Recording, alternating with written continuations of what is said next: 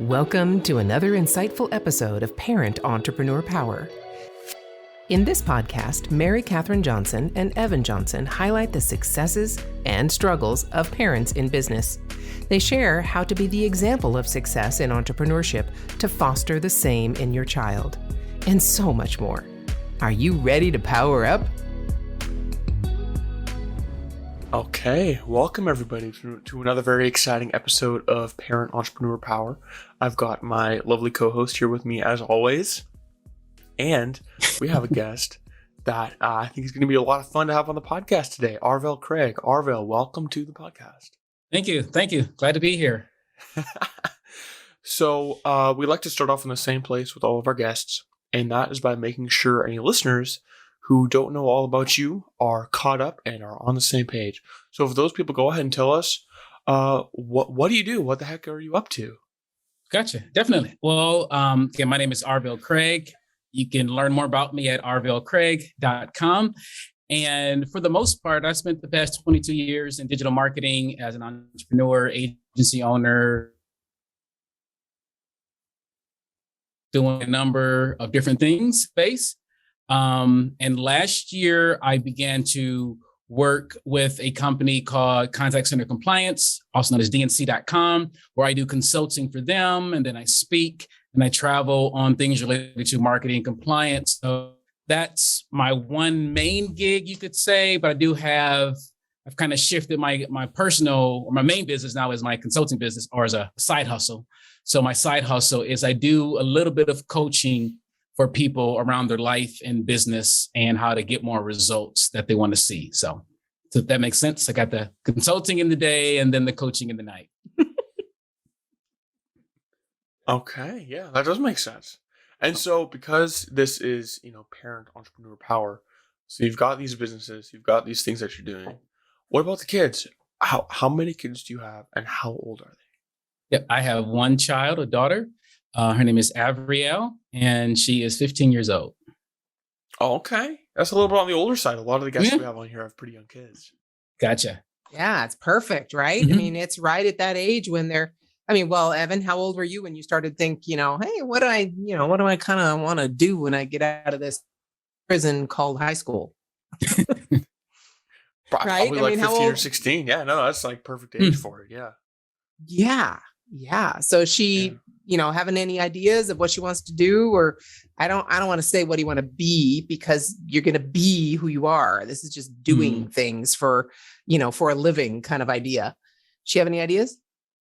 Yeah, she's been, for most of her life, she's been an athlete, started out in gym and then danced just on the side every little bit.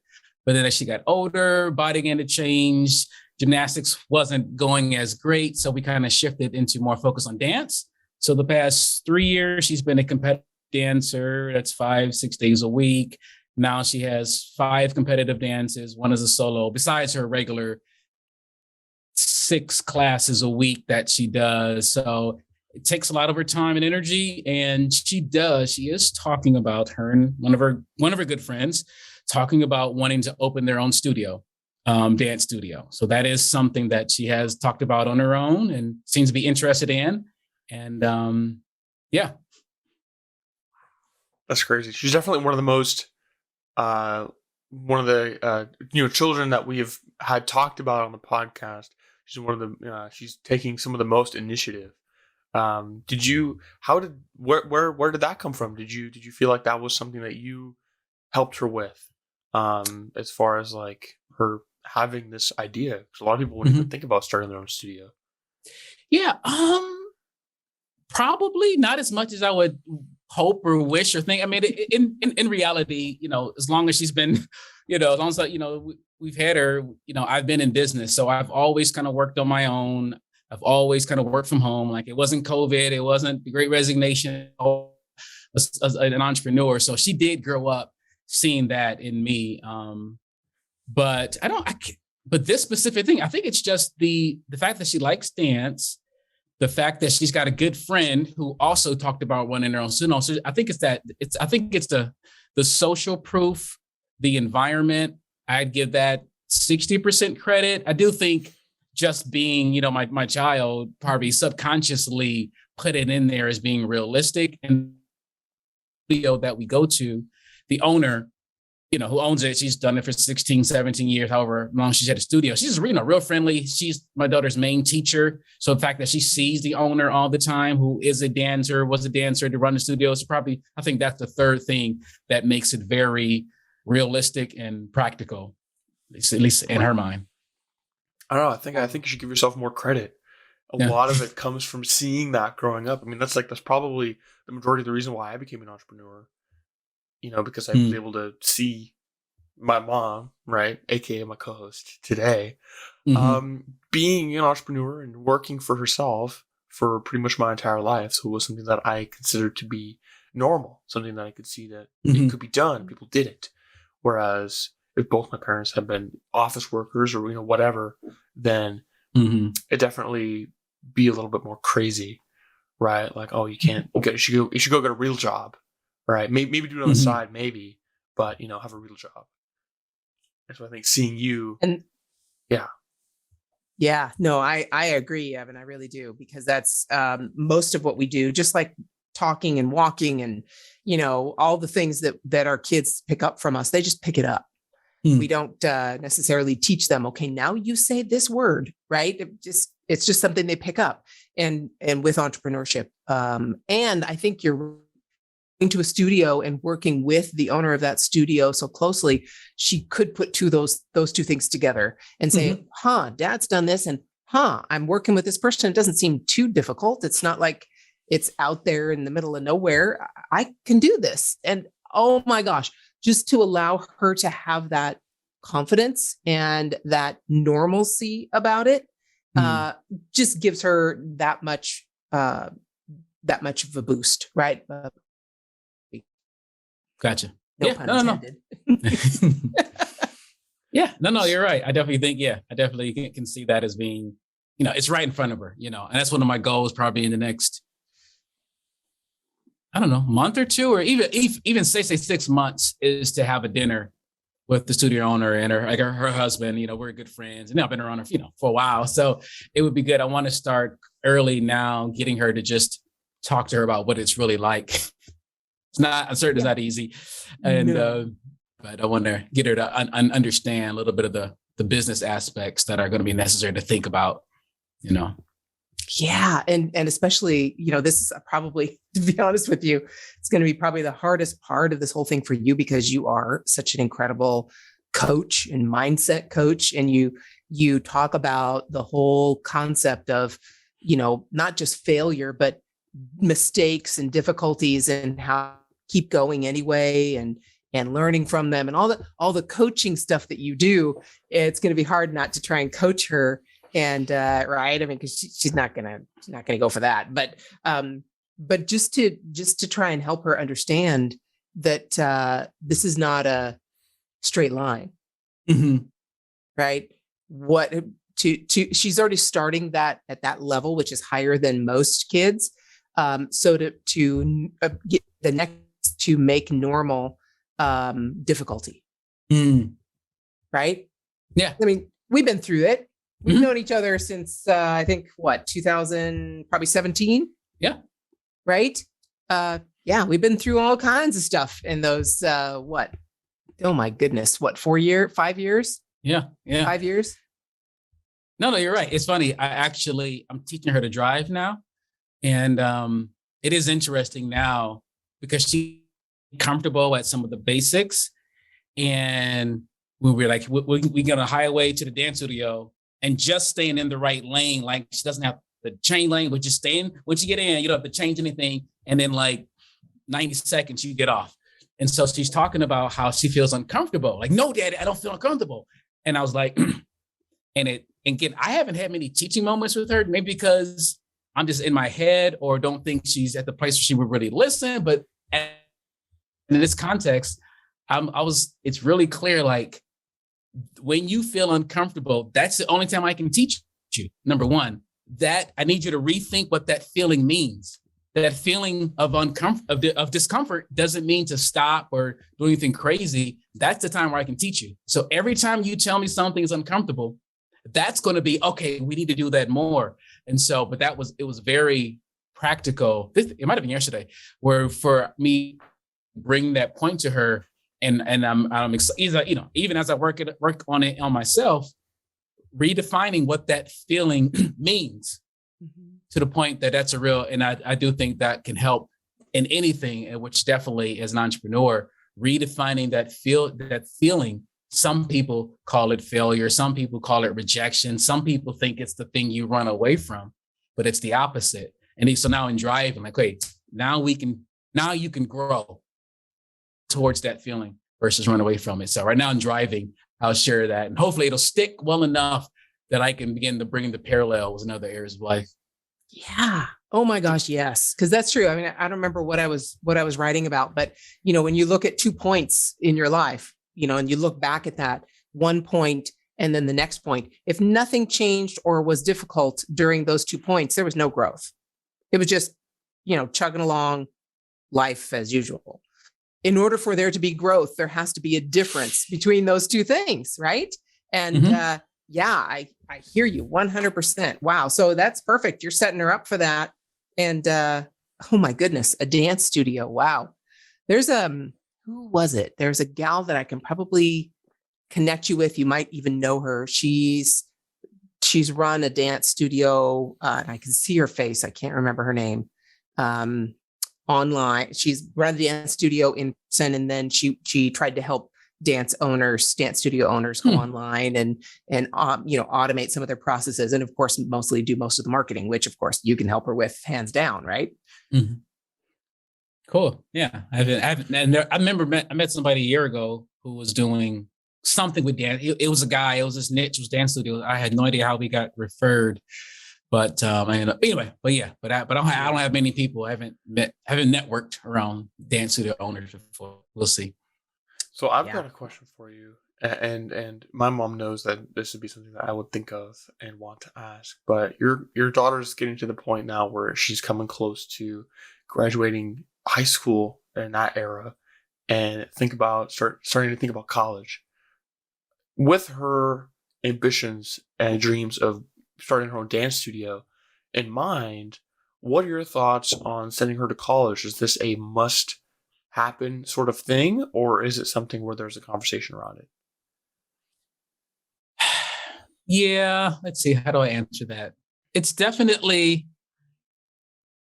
I can't say it's a must. Number one, in reality, I really know that it's in the things of real life. I know how much of a minor part that I think that it plays in life. Number one. Number two, my wife thinks the opposite, which is fine. So I'm fine with, her going to college. I know that would be most of our family, most of the people we're around would feel like that will be the smart thing to do. And again, she does, it really depends on how serious she gets upon this profession also because the track record for that, because again, I think she could go to, it really just depends the game plan. Because I don't think she could start a studio upon graduation. She wouldn't be qualified. She wouldn't, all those kind of things. So, and I know she probably would want to take a year off. Maybe, I think so. In reality, I think she will. I'm not going to I wouldn't make it a big deal. In general, I know it's not, I don't think much about what a traditional college degree would do for people in general, and then her specifically. But depending on the school we could get, there could be a benefit from it. So. Right. Yeah. No, I asked because in the world of entrepreneurship, I mean, it definitely it's different. A lot of people, if they want to become a lawyer or a doctor or something along those lines, then and the path is laid out, right? You got to go to college, and you got to go to law school, and medical school, and then you're in the profession. And same thing if you want to be a teacher or something along those lines. But being an entrepreneur is very different, and it's much more. You think of college as an investment, and I know that like for me, for example, I mean, in the business that I do, college was an investment that did not have any bearing on my business success, and so it's something where it's not something that I would discount out of hand, but it's something that I think is definitely it should be more of a conversation. It shouldn't just be like oh, you're going to college, and that's Right. the end of it. And so it's something that I find very interesting to ask our guests, because everyone has a little bit of a different opinion, especially in the context of what we're talking about on the podcast. Yeah. Makes sense. Yeah. And who knows what it'll be like in a couple of years from now, what'll even be around still, but it's definitely things that we're thinking about. Again, like I said, technically I've got a bunch of college degrees. Technically my wife has a bunch of college degrees. So I could say, hey, college means nothing. And I spent 10 years in undergrad. So, I did a lot of the benefits, but I just know that argument could be brought up, and there could be, and there could be other benefits other than a direct ROI. So we'll see. Well, yeah, in business too. I mean, there are different ways that she can learn the business side of it, and how to apply the art and the teaching that she's doing to the business, making sure Correct. that, she has that both of them covered. So yeah, I can see a reason to go, but when you say this, you talked a little bit about, for your wife, it's like a nope, she's going kind of idea. At least that's what I gathered. Yeah. And same with us, right? I mean, my husband, same thing. It was like, well, no, college is just what you got to do. And me, I'm like, nope, go out there and do what you want to do. So it was really, difficult. And of course, my husband never, mandated, there were no consequences. Like if you don't go to college, you're out of here, none of that baloney. But, it's just different. It's interesting to see the different spouses, and your wife probably has a full-time job. She's not an entrepreneur. Is that right? Correct. Mm-hmm. Yeah. That's usually the case, right? But we've even met some, remember, Evan, a couple of times we've met some entrepreneurs where it's even though their kids actually even currently have a business, right? The kids, even at the age of 12, all e-commerce store. And the dad is like, nope, they're going to college no matter what. And Evan and I are like, why? Which I always find interesting, because, I mean, the day they turn 18, they can not go to college. Like this is not, it's kind of interesting when I hear parents say that their kid will go to college. It's like, well, it's actually, you have no control over that unless you are manipulating the hell out of them into going, which is a horrible situation for everyone involved. Yeah. So probably very common. So, but I will say it was interesting. But I was listening to a podcast recently, but there's conversation with Gary Vee about NFTs and the Web3 and all this futuristic stuff. And the people he'll interview and like, yeah, we don't know anything about it, educate us, tell me this. But the main point that he said, which really was, again, I could be misinterpreting or misreading it, but I think he says more important it is to go to college, I would say, is to spend 50 hours, 100 hours understanding Web3, NFTs. I think that was somewhat of the statement. And it really, and I kind of, but in other words, what I did from that, which I've brought up to my daughter over the past 9 months, because she was 14. The new stuff a lot of times hits kids first. So I'd ask her, hey, have you heard of NFTs? Like, what is that? I was like, never mind. 3 months later, I asked, so I keep bringing it up. Like, you're going to hear about this. Have you heard about it? And so, but, I've talked about it enough now. We have one. So she kind of knows more about it. But the more of the story was when I heard that, and this was 1 or 2 days ago, I was like, oh, let me bring it to her again. Have you heard about it lately? Are your friends talking about it? No. So let me make sure. It's like digital money. It's like, no, that's cryptocurrency. But then NFT, but main thing, I took the time, but because of that quote from Gary Vee, whatever, it really hit me, like the advantage you would have of understanding it. Anyway, so all that to say is that I was just encouraged. Though school is good, whatever, but I really want to push not just entrepreneurship. I'm already, an online digital person, so I'm realizing I'm going to also teach her about decentralized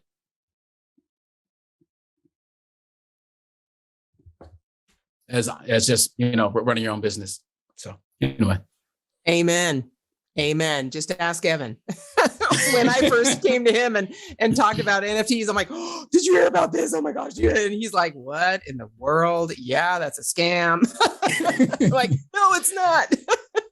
Yeah. I heard that same quote from Gary Vee though. And I think I agree that he's basically saying, hey, that's great. You can go to college, but if you're going to spend that time in college, why not spend that time learning something absolutely relevant to now that you can actually use? Mm-hmm. That's what I think he was mostly referring to. Yeah, exactly. Yeah. It's anyway. Yeah, definitely. Crazy. So what do you think of NFTs now, Evan? I think that I'm not going to make any for me, but if I had the opportunity to make money off of someone else buying them for me, then of course. I'm not buying any. Yeah. I'm not buying any. But if someone came to me and wanted to buy something, some JPEG I had, then I would give it to them. Then yes, please. I definitely would not. I would also go so far any longer to say that it's a scam, but it's not something that I have any personal interest in. Yeah, and that's an interesting part too, Arvell. One of the things, and I know you and I have worked in the same realm for the whole time we've known each other, right? Whether it's email marketing or chat bots or any kind of digital marketing, we have stayed connected and all these new technologies that come along, and NFTs especially. Really, this is a big one. I'm teaching chatbot creators how to use their conversational marketing skills to actually promote NFTs and NFT drops. And it's getting to that point where it's not just a Discord channel and go, talk about it on Discord. That's no different from talking about it on Facebook. You're not going to guarantee that everybody's going to see it. You got to get them to a channel that you own and actually can chat about. So anyway, we can talk about that offline, but it's really interesting because you and I work in the same circles and the same kinds of technologies. And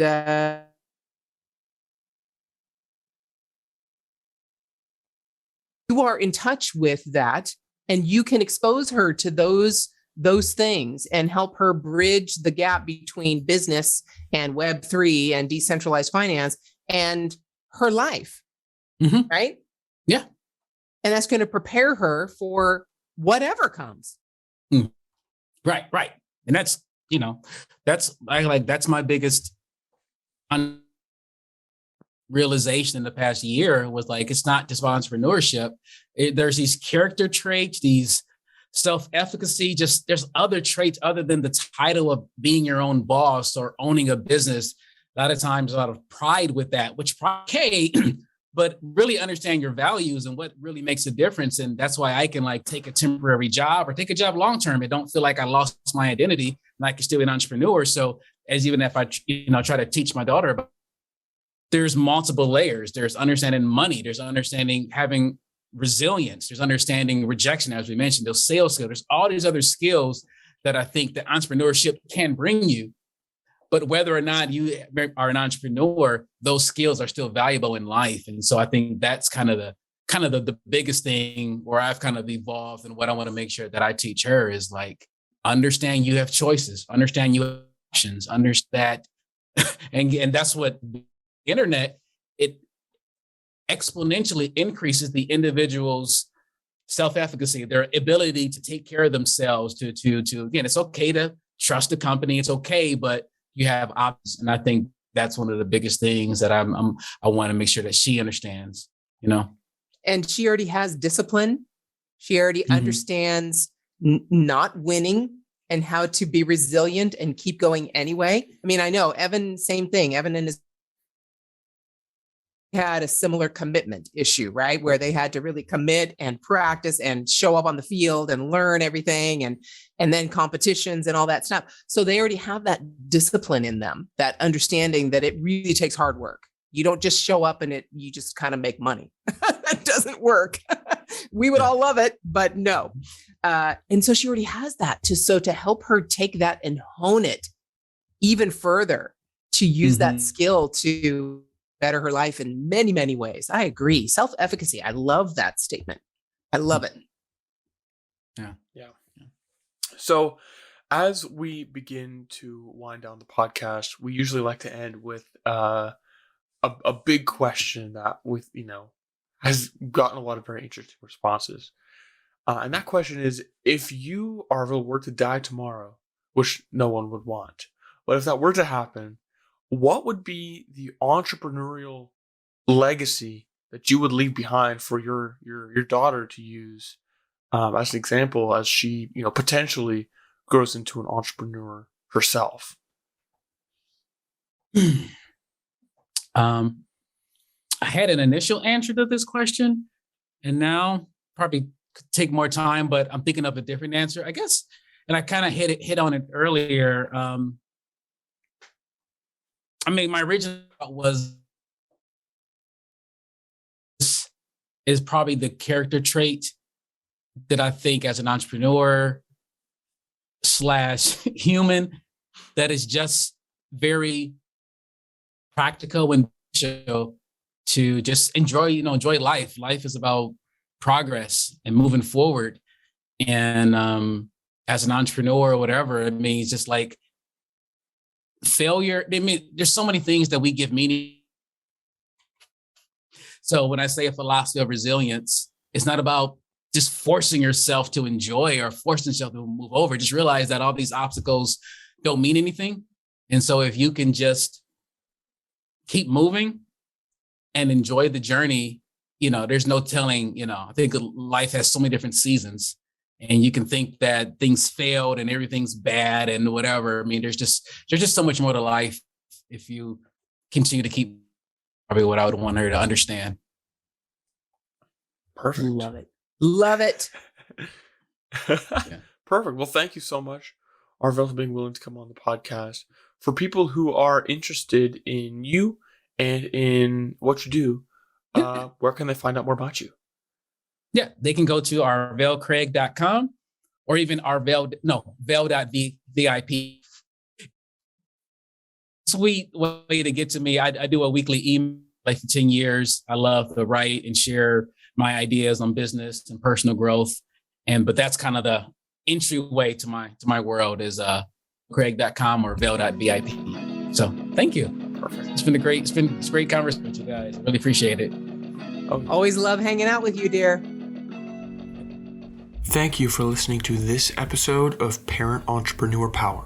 Hopefully you came away with valuable tools you can use in your business, life, and relationship with your kids. If you want to hear more about our mission, or if you want more insights into cultivating your parent entrepreneur power, join our movement to make entrepreneurship more accessible to parents and their kids at parentrepreneur.power.com.